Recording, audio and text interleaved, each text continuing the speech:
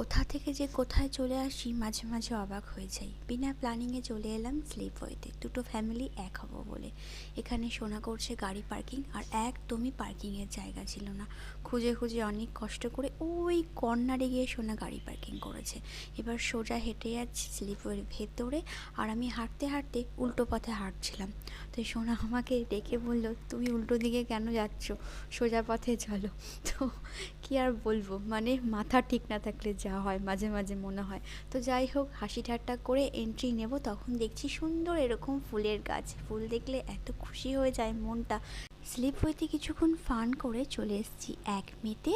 এখানে অনেক পার্টি চলছিল, আর পার্টি দেখলে আমাদের হবে না, আমাদের নিজেদেরই পেটটা চুচু করছে। অনেকক্ষণ বাদে আমাদের স্টার্টার চলে এসেছে। স্টার্টার খেয়ে, মেন কোর্স খেয়ে, তারপরে ডেজার্টে ব্রাউনি ছিল, ব্রাউনি বাচ্চাগুলো কাড়াকাড়ি করে খেয়ে এনজয় করে বাড়ি ফিরলাম। চলো।